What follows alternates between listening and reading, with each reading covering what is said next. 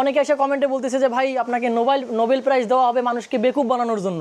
মানে মানুষ বিশ্বাসই করতেছে না যেটা হাত দিয়ে তৈরি। তারপর তারা এক পর্যায়ে বিশ্বাস করে এবং বলে যে ভাই আপনাকে সত্যিই তো নোবেল পুরস্কার দেওয়া দরকার।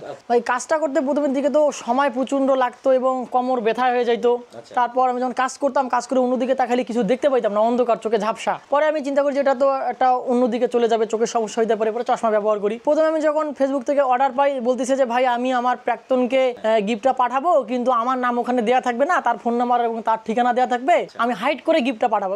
তখন আমি যখন দেখি এই ধরনের অর্ডার করতেছে, তাহলে তো মানুষ বার্থডে গিফট, বিয়ে বাড়ি অনুষ্ঠান এবং শোরুম, অনেকে বিয়ার সাথে হয়েছে, বিয়ের ছবি একটা সুতো দিয়ে গেঁথে রাখতেছে। তখন যখন অর্ডার করতেছে এবং যখন আমি দুই একটা অর্ডার কমপ্লিট করতে করতে দেখতেছি বাইরে থেকে ফোন আসা শুরু হয়েছে, বিদেশের লোক তার বউকে গিফট করতেছে প্রবাসী থেকে, এবং ঢাকা থেকে মনে করেন যে অনেক কয়টা ফোন আসছে আমার, যে তারা বিজনেস করবে, আমার এখান থেকে পাইকারি নিবে এবং তারা সেল করবে। যখন আমি বুঝতে পারি যে এই কাজটার ডিমান্ড আছে, তখনই মনে করেন যে আমার স্বস্তি একটা ফিরে পাই, মনে করি যে আমার আগের যে কষ্টগুলো অনেকগুলো সার্থক হয়েছে। আর আমি এত কিছুর পরেও সুইসাইড অ্যাটেম্প থেকে যখন বেঁচে আসলাম, তখন আমার মনে হলো যে না, পুরুষ চাইলে সবকিছুই করতে পারে, সুইসাইডের জন্য ভাই পুরুষ না, যে কোনো কিছু করা সম্ভব। মানুষজন টাকার জন্য এসে দাঁড়াই থাকতো, মনে করেন আমি এক জায়গায় ক্লাস নিতাম ফ্রিল্যান্সিং এর, তো মানুষ এসে মনে করেন টাকার জন্য দাঁড়াই থাকতো, ক্যামেরা বিক্রি করেও মনে করেন যে আমি টাকা দিছি, তারপরেও মনে করেন যে আরো দিনের জন্য টাকার জন্য দাঁড়াই থাকতো। পরে আমি নিজে করলাম সুইসাইড অ্যাটেম্প করলে যেহেতু দোষ হয়, পাপ হয়, তখন আমি চিন্তা করলাম যে আমি না খেয়ে মারা যাবো।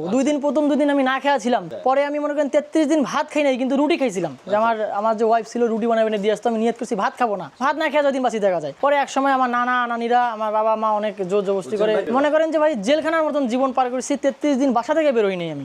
ভাই আমার তো ভাই বেশি কাস্টমার হচ্ছে মনে করেন প্রাক্তনকে গিফট করে, মানে গার্লফ্রেন্ড বয়ফ্রেন্ডকে গিফট করে, নিজেদের জীবন সঙ্গী প্রিয়জন বিয়ার ছবি সংগ্রহ করে রাখে, দুজনের পোর্ট্রেটগুলো সংগ্রহ করে রাখে। ভাই এই যে এই ছবিটা দেখতেছেন, এটা হচ্ছে মনে করেন যে এই যে এটা ছবি, আর আপনার হলো এই যে ছবিটা আছে দেখেন একদম হুবহু মিল আছে। এই যে এই ছবিটা দেখতেছেন, এই যে এই ছবিটা হচ্ছে এই ছবিটা, এই ছবিটা দেখতেছেন না দুজনের, এই যে দুজনের ছবিটা হচ্ছে ভাই উপরেরটা, দেখেন একদম হুবহু মিল আছে, শুধু সুতা দিয়ে। শুরুটা হচ্ছে আমি ইন্টারনেটে সার্চ করি যে কি করা যায়। আমি বিশেষ করে আমি অনেক চাপে ছিলাম, মাসে প্রায় 26,000 টাকার মতন কিস্তি দেওয়া লাগতো, প্লাস সংসারের চাপ। তো আমি একটা অনলাইনে কাজ করতাম, তো এআই আসার পর ওই কাজটা মনে করেন যে অনেক কমে যায় আর কি, এআই এই কাজটা খেয়ে ফেলে। মানে আমার তো মাসে কিস্তি দিতে হবে, ফ্যামিলি চালাতে হবে, নতুন বিয়ে করছি, তার আবার ঋণ ছিল অনেক। তারপরে মনে করেন যে আমি ইন্টারনেটে খুঁজি যে এই কাজটা কি ধরনের কাজ করা যায়, বাসায় পরিশ্রম বেশি হোক কিন্তু কম টাকা জিনিসকে বেশি টাকা কিভাবে বিক্রি করবো। তারপর আমার মাথায় এই আইডিয়াটা আসে এই ধরনের কাজ করার। ভাই এর আগে আমি ইউটিউবে দেখেছিলাম বিদেশে বিভিন্ন কান্ট্রির মধ্যে করতেছে, ইন্ডিয়ার মধ্যে করতেছে এবং হাই প্রাইজে বিক্রি করতেছে। আমি চিন্তা করি যে খরচ 1,000 টাকার মতন, কিন্তু তারা বিক্রি করতেছে 8,000, 10,000, 15,000 পর্যন্ত।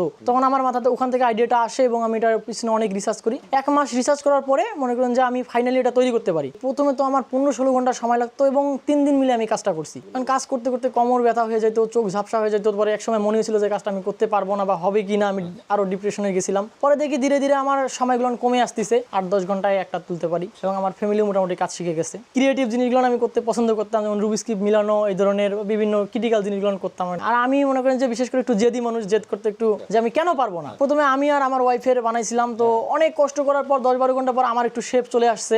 পিকচারটা খুব একটা ভালো বোঝা যায় না, কিন্তু বোঝা যেত যে এটা আমি এবং আমার ওয়াইফ। আমি ডিপ্লোমা করতাম কুড়িগ্রামে থাকা অবস্থায়, টপ আপের ব্যবসা করতাম। তো ওখান থেকে মনে করেন যে অনলাইনে একটা প্রায় 1,20,000 টাকার মতন স্ক্যাম খাই। পরে আমি লোন উঠে ওটা কাভার করার চেষ্টা করতে না করতে আমি আর একটা বিকাশে প্রতারণার স্ক্যাম খাই। তারপরে ওইটা যখন আমি কাভার করতেছিলাম, তারপরে আমার নিজেদের আত্মীয়ের মধ্যে একজন রেশন কার্ড নিয়ে আমাকে আসলো যে রেশন কার্ড প্রতি মাসে মাসে মাল দিবে। এখন মনে করেন যে পরে আমি বুঝতে পারি যেটা আমাদের টাকা দিয়ে আমাদেরকে মাল দিছে এবং সে একটা স্ক্যাম করছে। পরে সবাইকে আমার জরিমানাটা দিতে হয়। তো ওইটা আমি লোন তুলে মনে করেন 1 মাস কাভার করলাম। করার পরে এখন আমার আসলো বিয়ে শাদীর ডেট। এখন তো আমি সেভিংস কোনো করতে পারি না, খালি স্ক্যামের শিকার হয়েছি। এখন আমি আমার ফ্রেন্ডের জমি কেনা টাকা নিয়ে মনে করেন যে আমি বিয়ে শাদীটা কাভার করলাম। তো লোনের জন্য আবার 41,000 টাকা দিছি। পরে দেখি যে ওই যে লোন দিবে সেও মনে করেন আমার সাথে স্ক্যাম করে 41,000 টাকা। মনে করেন লোন চালাইতে ওই মনে করেন 22 সাল থেকে আমি এই পর্যন্ত আসি, মনে করেন যে লোনই আমার জীবন। এখন আমি এক পর্যায়ে মনে করেন যে এই সব ডিপ্রেশন থেকে সুইসাইড অ্যাটেন্ড করার প্ল্যান নেই, যে আমি এনজিও থেকে যে বন্ধুকে না ঠকে এনজিও থেকে লোন তুলে বন্ধুকে ঠিক রাখবো, কিন্তু মনে করেন যে আমি এই পৃথিবীতে থাকবো না, যেহেতু আমার দ্বারা সম্ভব হচ্ছে না, আমার তো কোনো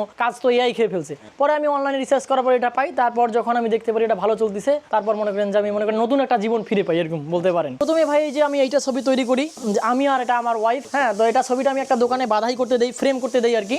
তো ওখানে বগুড়ার এক লোক আসে, বগুড়ার এক ভাই আসে দেখে, এবং তারা ওই দোকান থেকে আমার নাম্বার দেওয়া ছিল মেমোতে, তারা ওইখানে নাম্বারটা আমার নেয় এবং একটা অর্ডার করে। ওটা প্রাইস ছিল 2,000 টাকা। তো ওটা আমি ওনাকে করে দেই এবং করে দেওয়ার পর আমি একটা ভিডিও করি। তো উনি বলতেছে যে না ভাই সুন্দর হয়েছে। পরে তো আমি মনে করেন যে ওই ভিডিওটা ফেসবুকে আপলোড করি।